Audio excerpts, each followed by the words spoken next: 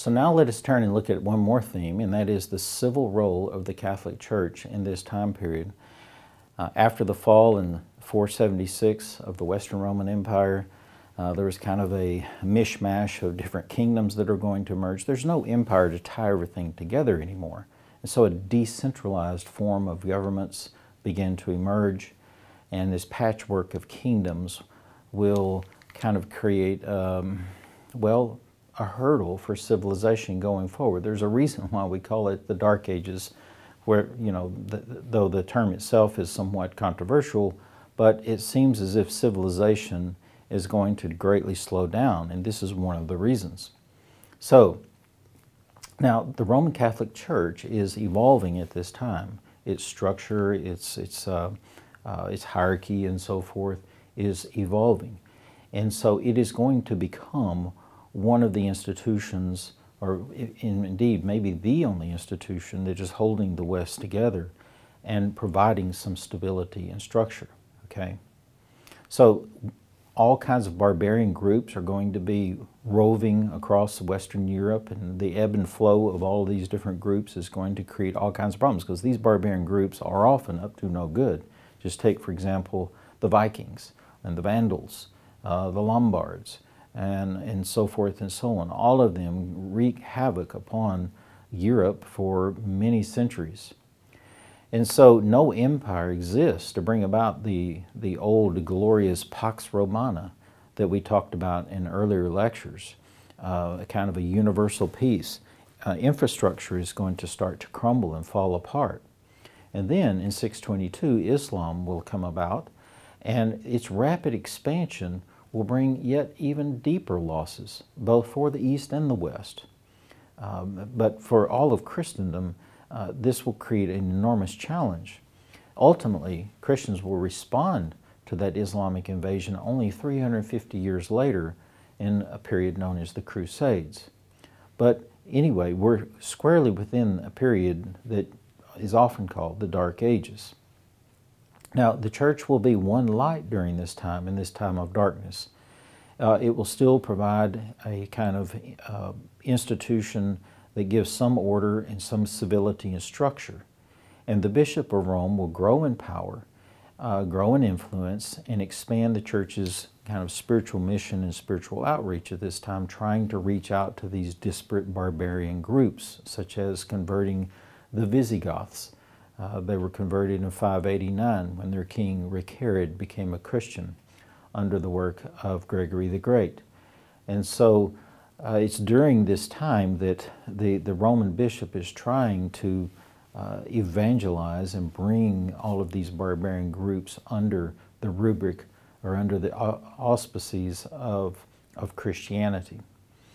There's also another project that the church is working on at that time, and that is to preserve what's left of classical civilization through the copying of manuscripts and so forth and so on, things of that nature, to try to preserve Helleno-Hebraic culture.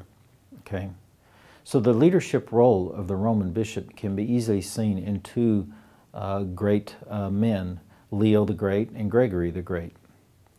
So in this fractured world, both of these guys we see are going to be providing key leadership at a time that is greatly needed.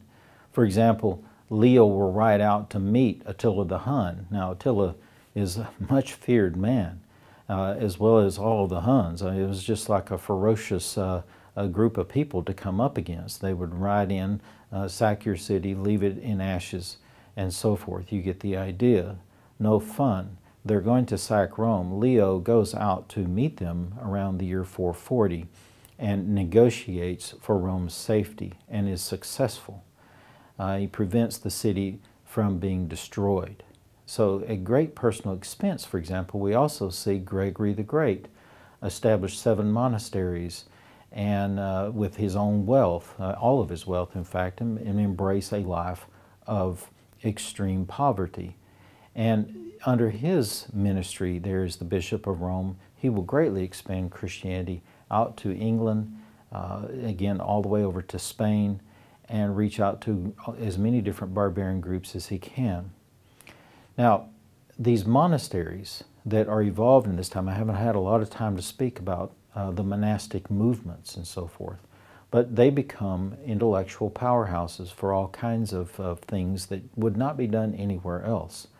Copying text and providing services, for example, that no one else could, and providing all kinds of different of advancements for civilization.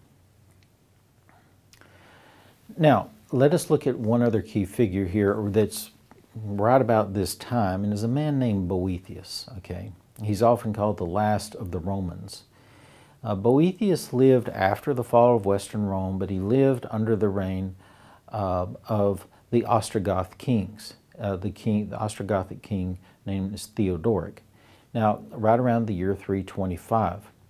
Now, Theodoric was an Arian, that is, he held to that old ancient heresy that we talked about that was refuted back there at Nicaea. But Boethius was not. But Boethius was a scholar, he was an aristocrat, he was from Roman aristocracy going way back, and he was an incredibly intelligent guy. He was fluent in Latin and Greek, and could write Latin and Greek and translate them. And one of the projects that he had set for himself was to translate all the great Greek philosophers into Latin, such as Plato and Aristotle and so forth. He's not going to have the opportunity to do that because at the end of the day, Theodoric will see him as a traitor, unfortunately, and will have him executed. Now, Theodoric suspected Boethius as being guilty of sedition with the Byzantines. There was friction between them, the Byzantines and the Ostrogoths, and ultimately Boethius was condemned to prison and then to death without a trial. While in prison, he wrote a book that has become a much loved book and used throughout the ages ever since, known as The Consolation of Philosophy.